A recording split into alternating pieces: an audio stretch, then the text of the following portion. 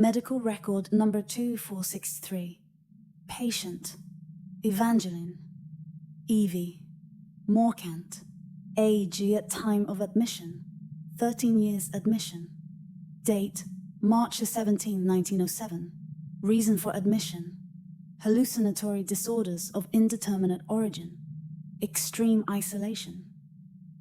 Initial diagnosis: hallucinatory disorder with dissociative tendencies, possibly exacerbated by severe trauma. The record, dated in faded ink, begins with a tone of clinical precision. Evangeline Morcant, 13 years old, was admitted to Blackwood Asylum following a tragic incident that completely consumed her family home. The young girl was found among the still smouldering rubble, enveloped in ash, but strangely unharmed, with her eyes fixed on a non-existent reflection, as if the scorched glass of a shattered window held secrets only she could see. The fire, the origin of which was never clarified, left only ruins and a heavy silence in the village. Those responsible for Evie's transfer reported deeply unsettling behaviour. During the journey, Evie remained in absolute silence except for occasional murmurs that seemed directed at someone invisible. The details were disconcerting. She never responded directly to adults, but engaged in conversations with the emptiness beside her, gesturing and smiling at moments that seemed profoundly wrong. Upon entering Blackwood Asylum, Evie was received with caution and curiosity. Her childlike features contrasted with the vacant and enigmatic gaze she cast around her, as if she was seeing something others could not.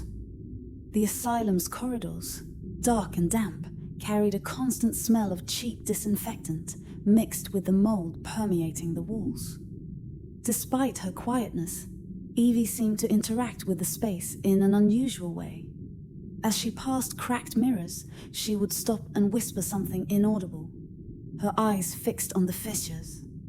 The nuns tasked with supervising the children's wing soon reported uncomfortable incidents. Evie refused to participate in daily activities, preferring to obsessively draw on any available surface. The content of her drawings quickly became alarming. Human figures, framed by dark and misshapen forms, filled the papers she collected throughout the corridors. At night, she was found before antique mirrors, whispering words that no one could understand.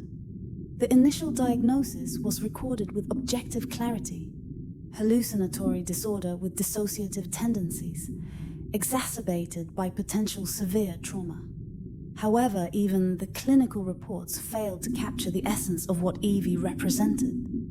Some nurses claimed to feel chills when passing by her, as if something were watching through her eyes. Soon, it became clear that this case would challenge any attempt at medical categorization. As the details of her admission continued to fill the pages, the asylum itself seemed to react. The corridors, usually cold and indifferent, began to emit creaks that intensified during the night, almost as if responding to Evie's whispers.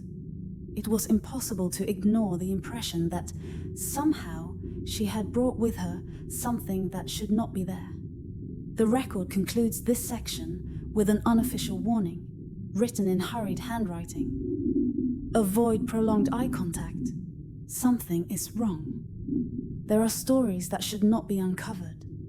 Secrets buried within the corridors of Blackwood, waiting for you.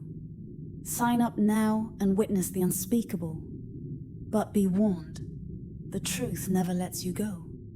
The accounts leading up to Evangeline Evie Morcant's admission to Blackwood Asylum are fragmented, but laden with an unease that transcends reason.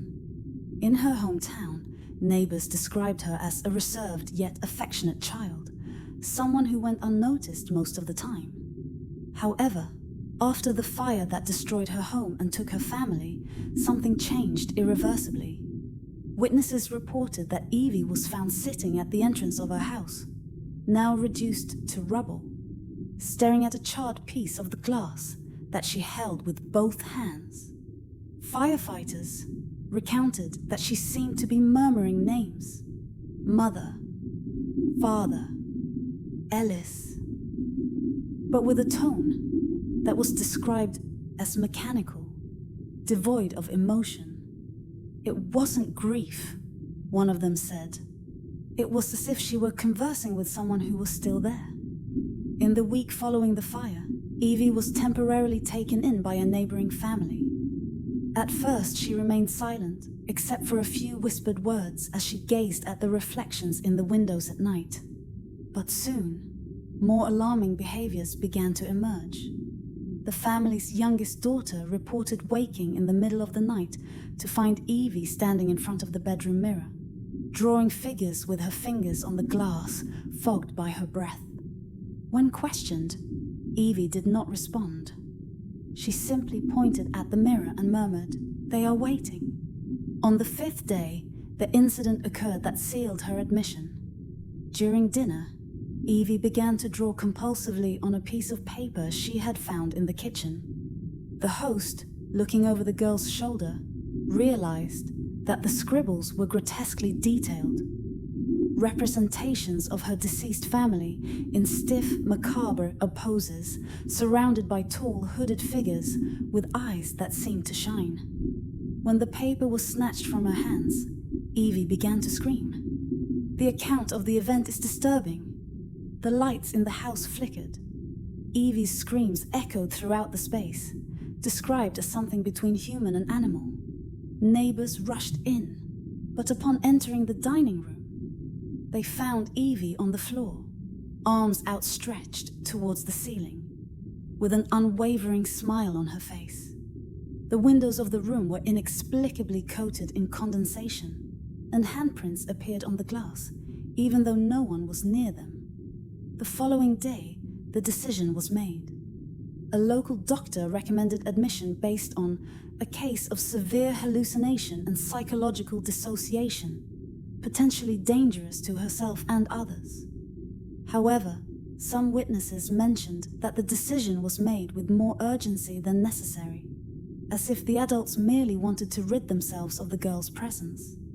At the moment of her admission, Evie displayed a calm, almost indifferent expression. Her clothes were clean, but there were traces of soot on her fingers that seemed to reappear regardless of washing. Upon arriving at the asylum, she held a small bag containing pieces of broken glass.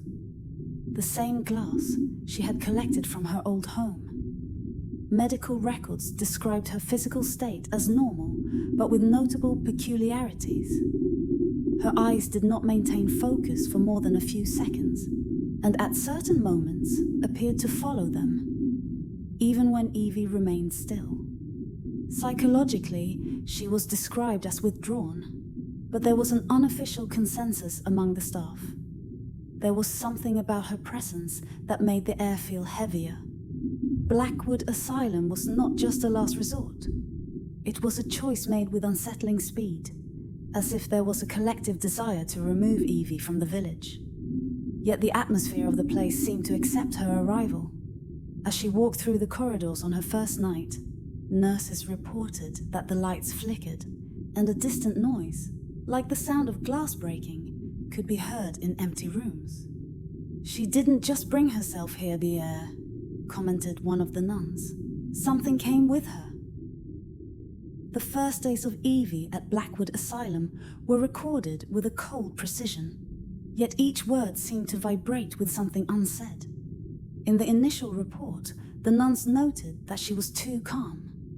It was not the calm of a slow adaptation, but something different, as if she already knew where she was and accepted the environment with a disturbing familiarity. Her routine was meticulously designed. Meals in silence, observation during group activities, evening prayers. However, Evie followed her own pattern. During breakfast, she often ignored the plate in front of her, preferring to observe the reflections in the dull shine of the metal jugs that adorned the communal table. When other children laughed or whispered, she seemed indifferent, except for moments when a brief, empty smile appeared on her lips, as if she were listening to a conversation from another place. In the dormitory, Evie had a small corner reserved, away from the other girls. The nuns said this was for special accommodation, but in practice, it was because no one wanted to be near her. On some nights, children reported hearing whispers coming from her bed. But when they investigated, they found Evie motionless, her eyes open, staring at an invisible point on the ceiling. The atmosphere of the asylum was neither welcoming nor static. The air was heavy, humid, laden with the persistent smell of disinfectant mixed with something indefinable, almost sweet yet putrid. The walls, stained by decades of infiltration, seemed to breathe slowly and irregularly, exuding a sense of constant presence. Evie did not seem disturbed. On the contrary, she appeared to absorb the environment, allowing herself to be enveloped by it like a familiar blanket. On the third day, there was an incident. During a drawing session intended to calm the younger patients, Evie was seen compulsively sketching on a piece of yellowed paper. The nuns were frozen as they observed the scene. Grotesquely elongated human figures, devoid of faces, formed a circle around a girl sitting on the floor with long black hair. Upon noticing they were watching, Evie stopped drawing and raised her eyes, wearing the same empty smile. "They like to play at night," she said calmly. As the days passed, small incidents began to be reported. A nun found the mirror in her room cracked, with fingerprints drawn in the dust covering the glass. A nurse reported hearing children's laughter in an empty wing while passing through to turn off the lights. The other children began to completely avoid Evie, claiming that she brings things with her. Evie, for her part, seemed oblivious to all of this. Or perhaps she was aware but did not care. During the nights, she was often found sitting on the floor in front of the main corridor mirror, speaking softly words that no one could understand. When asked what she was doing, she replied simply, "I'm just listening." The tension increased. On one particularly cold night, a nun found Evie standing in front of the dining hall window, observing the frozen glass with her palm pressed against it. When called, Evie slowly turned and said, "They want to come in." When the nun looked at the glass, she saw nothing but her own reflection, yet confessed to feeling something behind her. Attempts to adapt Evie to the normal routine of the asylum repeatedly failed. During evening prayers, she simply remained silent, her eyes closed, as if listening to something beyond the nuns' words. When they tried to interact with her during group activities, Evie responded with short, enigmatic phrases that left everyone uncomfortable. "They don't like this," or "You are too loud today." The peak of her disconnection occurred when she was taken for a routine examination in the infirmary. The nurse noticed something unusual. Evie's pupils were unevenly dilated, as if reacting to different sources of light that were not present. When asked about her vision, Evie simply laughed and replied, "I see more than you do." The environment seemed to conspire against everyone. Staff began reporting recurring nightmares, often involving distorted reflections or dark figures in the corners of the asylum. Some even started to avoid the corridors where Evie used to pass, claiming to feel a presence that could not be explained. Still, Evie herself remained strangely serene. It was as if she were not fighting against the asylum but merging with it, becoming part of its structure. Her nightly whispers continued. Her drawings became more intricate and disturbing, and her words, when she spoke, seemed laden with meanings that no one could fathom. The report of the 10th day ended with a handwritten note from a nun. "She does not belong to this place, but perhaps this place belongs to her." The trajectory of Evangeline Evie Morcant at Blackwood Asylum began to intensify after the second week of her admission. What had previously been merely strange behaviour was now transforming into a pattern of isolation and disconnection that disturbed everyone around her. Evie no longer seemed to react to the imposed routines. Her responses, when they occurred, were fragmented, laden with enigmatic phrases that confused the staff and terrified the other patients. "Why do you close the doors?"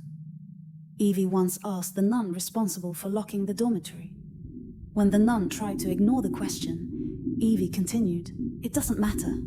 They don't need doors." Interactions with other patients began to deteriorate. During a group activity, Evie was placed next to a girl named Ruth, known for her constant anxiety and for murmuring prayers incessantly. Ruth later reported that while sitting next to Evie, she felt someone touch her shoulder, even though no one was there. When questioned, Evie calmly replied, "They like Ruth. She seems interesting to them." The atmosphere of the asylum also seemed to respond to Evie's presence.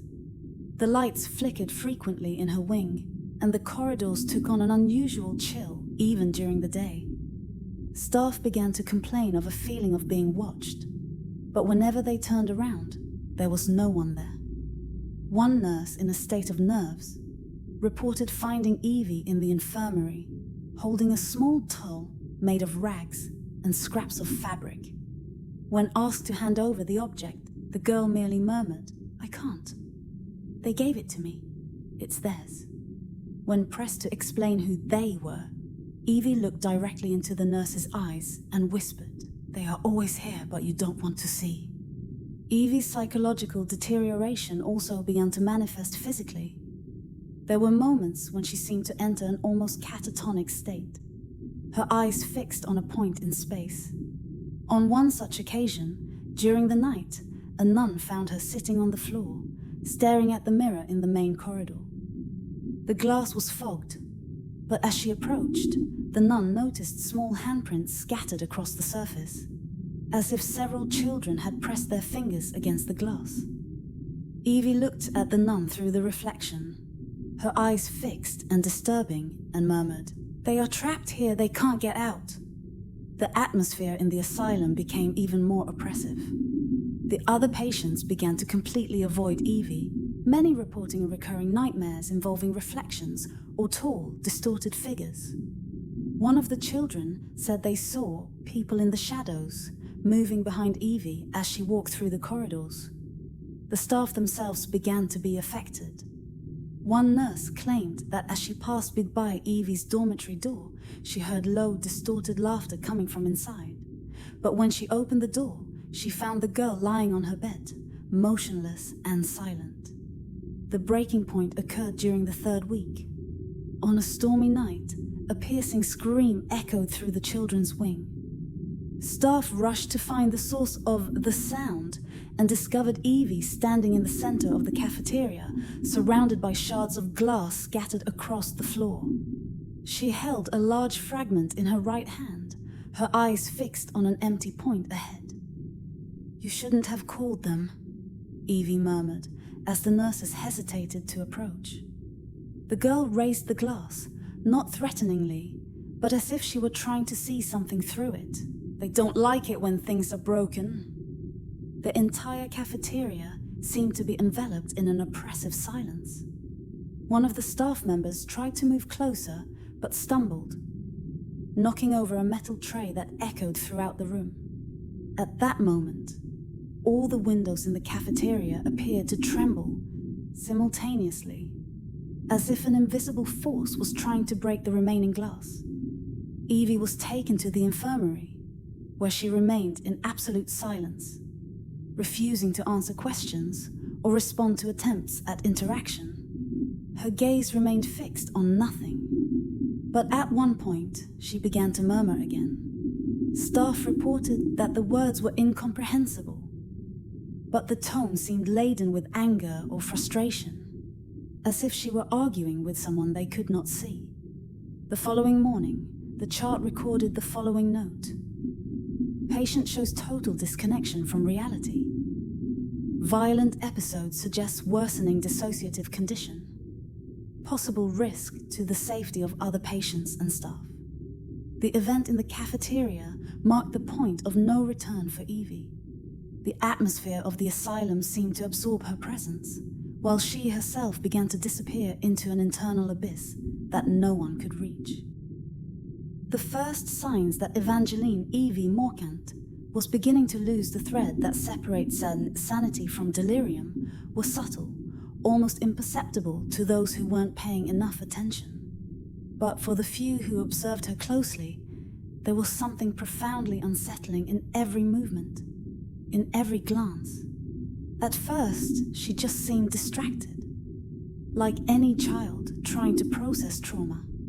During the initial days, she would spend hours staring at the cracks in the walls or following the distorted reflections on the metallic surfaces of the corridors. But gradually, this evolved into something more. Her gaze became fixed, as if she was seeing something beyond the reach of everyone else.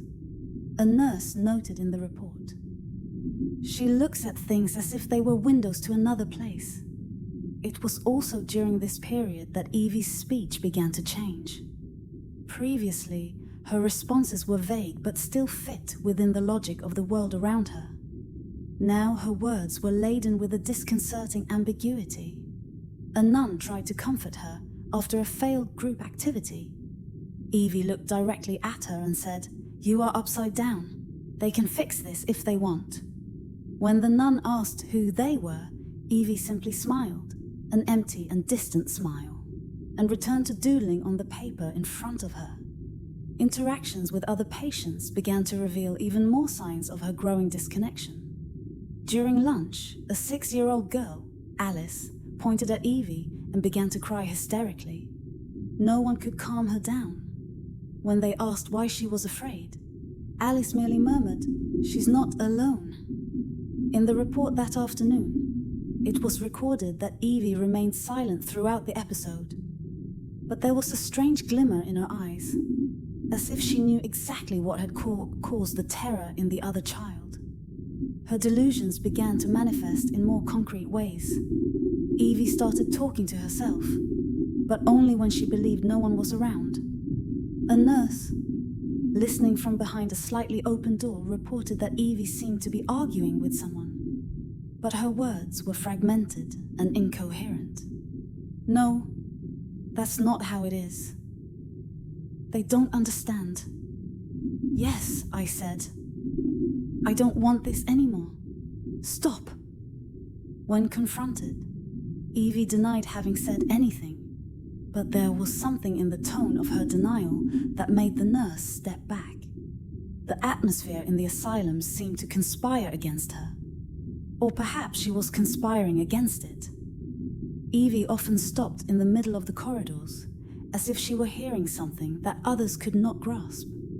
On one occasion, passing by an empty room, she pressed her hand against the door and whispered, "It's empty now, but soon it won't be." Reports of inexplicable phenomena began to circulate among the staff. A nurse claimed to have heard muffled laughter coming from a locked room, only to find Evie standing next to the door, looking at the floor with a serene expression. The other patients began to avoid her completely. Some reported feeling chills when they were near her. Others said they had strange dreams involving formless shadows watching them. One child claimed that while sleeping, she felt icy fingers pulling her blankets and, upon opening her eyes, saw Evie standing beside her bed, motionless. The staff themselves were not immune. A nun confided to another that while praying near Evie's ward, she had the impression that the murmurs in the walls were whispering her name. One night, Evie was found in the center of the dormitory, surrounded by the other girls, all crying or screaming. When the staff arrived, they found the beds disheveled, the sheets torn, and handprints, many of which were too small to belong to anyone from the asylum, scattered across the walls. Evie was kneeling on the floor, her eyes closed and her lips moving, or as if in prayer. But what came from her mouth were incomprehensible sounds. The only phrase that was understood, according to one of the present nuns, was, "They are coming." The tension in the asylum had reached a new level. Evie was no longer just a patient. For many, she had become something different, a catalyst for everything that was unfolding. The following days marked an irreversible transition in the state of Evangeline Evie Morcant. The disconnection from reality became evident even to the most skeptical staff at Asylum Blackwood. The moments of lucidity she still exhibited were brief, almost illusory, while delusions dominated her mind with a frightening intensity. Evie now seemed to hear things that no one else could perceive. She would sit in the dark corners of the cafeteria, her head tilted as if she were listening to a distant conversation. When questioned, she would respond enigmatically. "I'm not listening. I'm being heard." Her accounts became increasingly detailed and disturbing, as if she were narrating events from a world that existed alongside our own, but hidden. One note in her medical file describes a specific episode. The patient reports that the walls of the dormitory breathe, but the air they expel is dense, heavy, and smells of something burnt. When asked if she felt heat, she responded, "It's not fire, it's something worse." The patient shows signs of distress, pressing her chest as she speaks. She reports a constant pressure, as if something is waiting inside my heart. Interactions with other patients became virtually non-existent. When Evie approached, the other inmates would recoil, their expressions varying between fear and confusion. During a group activity, a boy suddenly screamed and began to cry, pointing at Evie. He was sobbing something incomprehensible, but a staff member claimed to have understood the word shadows. Evie, however, remained calm. She merely observed the boy with that empty smile that now seemed permanent on her face. When the activity was suspended and the patients were taken back to their rooms, Evie murmured, "He saw. They like it when someone sees." The atmosphere of the asylum began to reflect Evie's mental deterioration. Previously innocuous corridors began to exude a metallic odor, like oxidized blood. The lights flickered constantly in her presence, and the temperature in certain rooms inexplicably dropped, forcing staff to cover patients with extra blankets. Staff reported inexplicable phenomena surrounding Evie. One nurse described a moment when all the doors in a wing opened simultaneously, accompanied by a high-pitched sound, like a distant scream. When she ran to check, she found Evie sitting on the floor, drawing figures with fingers stained with dust. When asked what she was drawing, she replied, "The doors need to open, always." By the initial resistance of the staff to connect these events to Evie's presence began to wane. More frequent reports suggested that the very structure of the asylum seemed to react to the girl. Doors creaked as if whispering, shadows moved at angles that defied logic, and the corridors, usually static, appeared to elongate in her presence. A nun reported a particularly unsettling episode. While walking down a corridor to turn off the lights, she felt a cold breeze that seemed to come from all directions. When she turned around, she found Evie standing at the end of the corridor, her eyes shining with an intensity that did not seem natural. The nun described feeling something akin to absolute panic, but she could not move until Evie simply turned and walked away. Evie's speech became even more fragmented and disturbing. She began to avoid answering directly, but her words seemed to carry hidden meanings. In one of the sessions with the asylum's doctor, he tried to explore her thoughts, asking what made her feel so disconnected. Evie replied, "If I close my eyes, I won't be alone. They are waiting for this." Later that same day, as the staff prepared the patients for dinner, Evie looked at a nurse and said, "The windows aren't just for looking. They can open." These episodes culminated in an event that would mark the most serious point in the situation thus far. In the early hours of the morning, an explosion of screams woke the entire children's wing. Staff rushed to find Evie standing in the center of her room, surrounded by handprints scattered across the floor and walls. But the prints were too small to belong to her or any other patient. When staff attempted to approach her, the lights in the room began to flicker violently. Evie looked at them, her expression neither fearful nor angry, but an almost supernatural resignation, and murmured, "You took too long."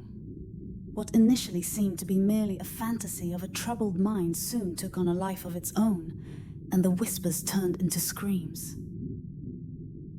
The report describes a growing pattern of events indicating that Evangeline, Evie Morcant, was crossing the boundaries of what could be understood as psychological dissociation.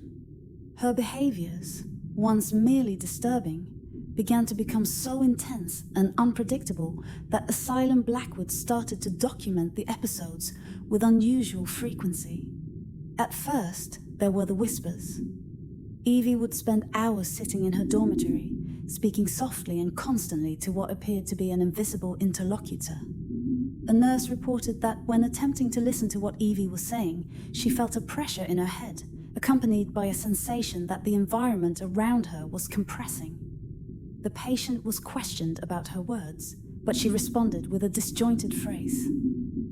"If I stop, they start to look for me." The other inmates, who had previously avoided her, now regarded her with a mix of reverence and fear. During a group activity, a small girl whispered, "She talks to them so they won't talk to us." Evie's drawings became more intricate and disturbing.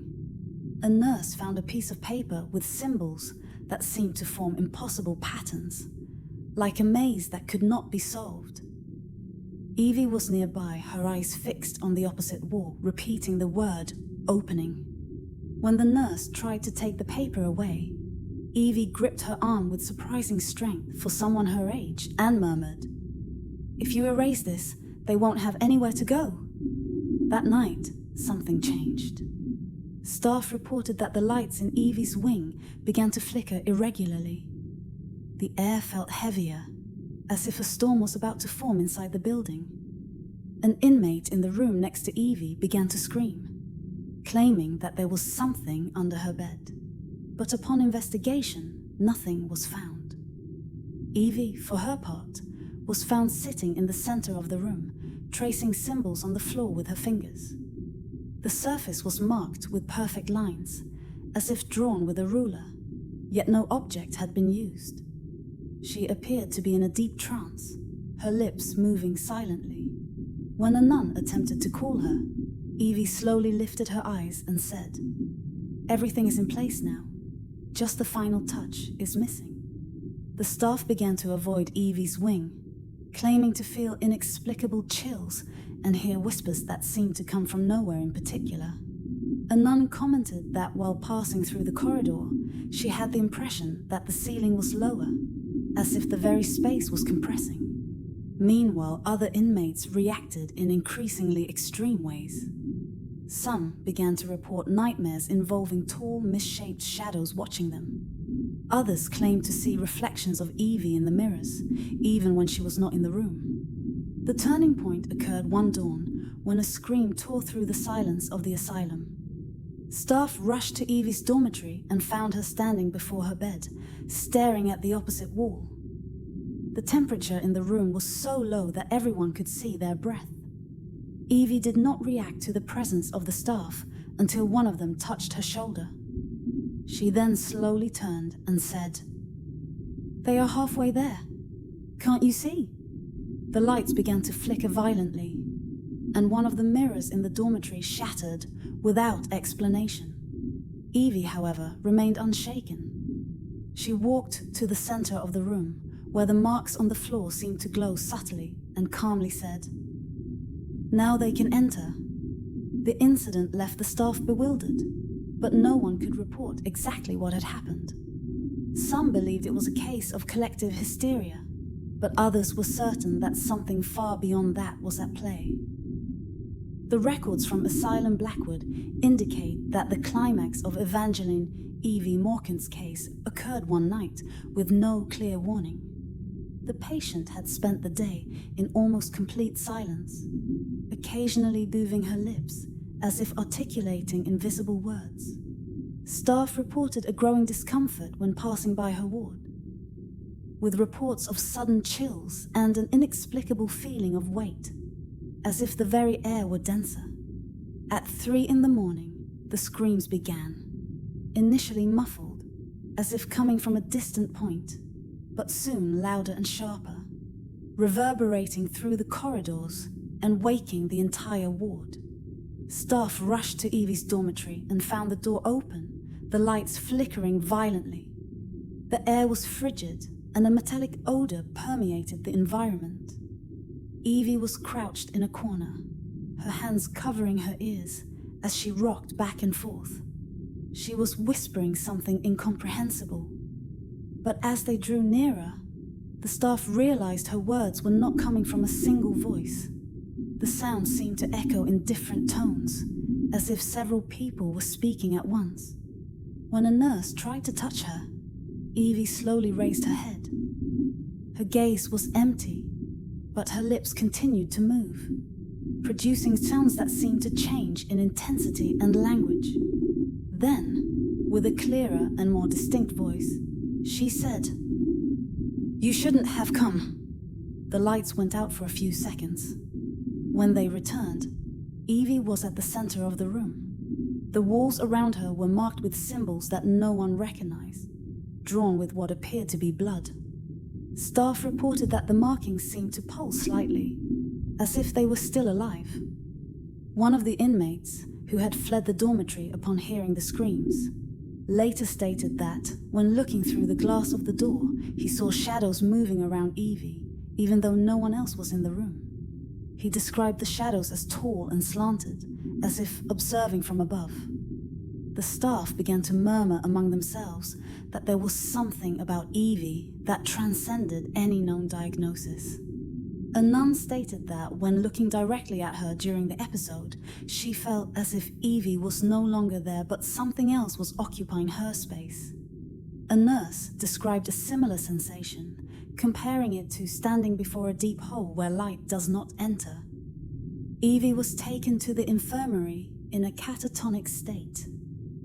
Her body was cold to the touch, and her eyes remained open but unfocused. During the examination, the lights in the room began to flicker, and one of the mirrors adorning the wall shattered inexplicably.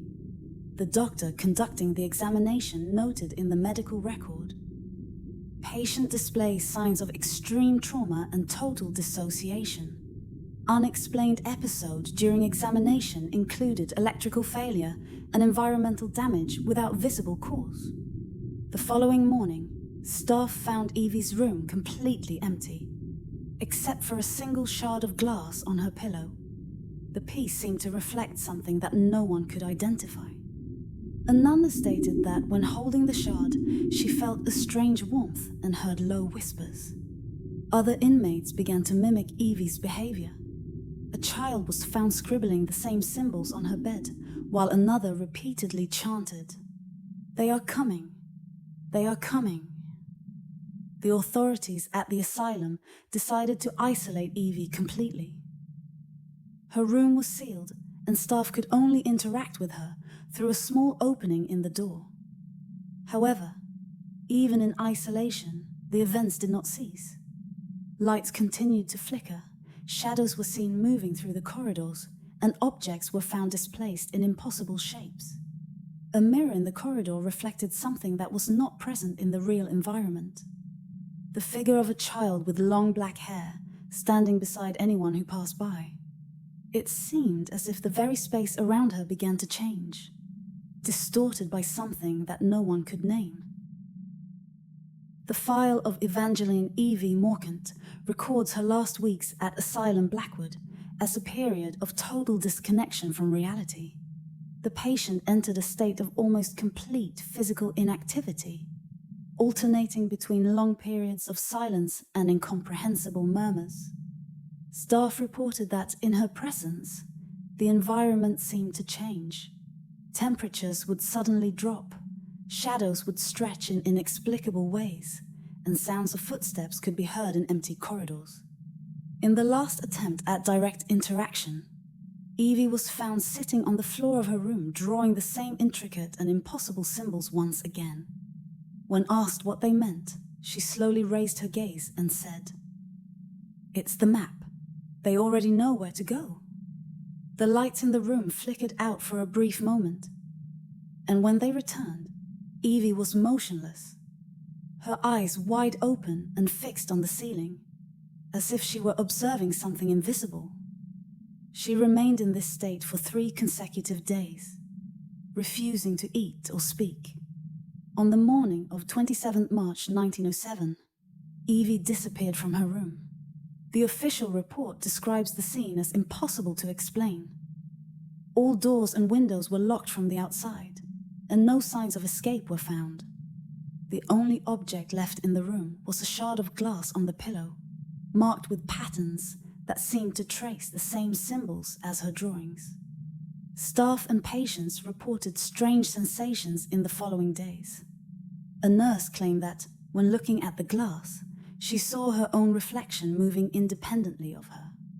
Patients who had been close to Evie began to exhibit similar behaviours to hers, such as nocturnal murmurs and compulsive drawings of geometric patterns. Stories that were never meant to be found. Secrets that no one should hear. But now they await you. Sign up and delve into the mysteries of Asylum Blackwood. If you have the courage to look into the reflection,